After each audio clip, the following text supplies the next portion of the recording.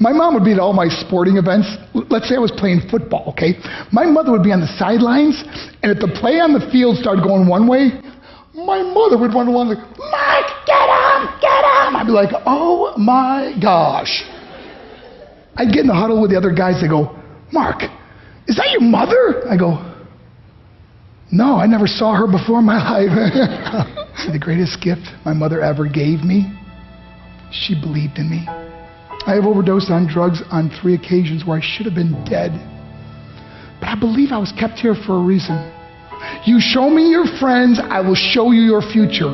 How do I know this? I hung out with losers, and I became the biggest loser of them all because I gave up everything I dreamt about as a little boy because of who I chose to surround myself with.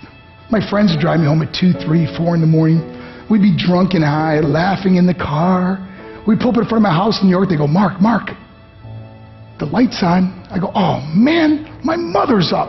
See, my mom wouldn't go to bed until she knew her son was still alive. I'd walk in, she'd say, hi Mark, how was your night? I go, it was good, Mom, I'm just gonna go to bed. She goes, can I talk to you for a minute? I go, Mom, I'm tired, I'm just gonna go to bed. She goes, Mark, I haven't seen you all day and all night. Can I please talk to you? I said, man, just leave me alone. You bug me. I'd slam my bedroom door on the one person who believed in me. I was on a worldwide tour and we were wrestling overseas in Japan. After my wrestling match, I went upstairs in my hotel room and I fell asleep. There was a knock at my door at 3 o'clock in the morning. I got out of bed and I looked through the safety window and I could see it was a Japanese promoter. So I opened the door and he said, Mark, you need to call home. There's been an emergency. I went and got on the hotel room phone. I called back to the United States and said, hey, what's going on? They said, Mark, I don't know how to tell you this. I said, just tell me what happened. All of a sudden they started crying. They go, Mark, I can't tell you. I said, just say it. They said, Mark, your mother died. I just threw the phone down. I ran out of my hotel room.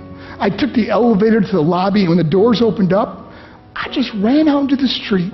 I mean, there was no cars, there was no people. It was 3 o'clock in the morning. And I walked down the middle of a street in Hiroshima, Japan, and I remember looking up and just saying, Mom, I am so sorry. I flew home for her funeral, and I was so nervous to walk up to her casket, so I just stood way in the back. And I kept looking from a distance. I kept thinking to myself, Mom, please wake up. Please get up. And then I finally got the nerve to walk up to her. And as I got closer, I could see my mom for the first time. I mean, she was so beautiful. She was dressed in white. I mean, she looked like an angel. And I just stood over and I said, Mom, you are my hero. Everything I am, everything I hope to be was because of you. You loved me so much. You gave me a life. You're the only one that ever believed in me. How did I repay her? By getting drunk, by getting high, by getting stupid, by hanging out with losers? For what? All she ever wanted to do was talk to me. I wish I could talk to you now, Mom.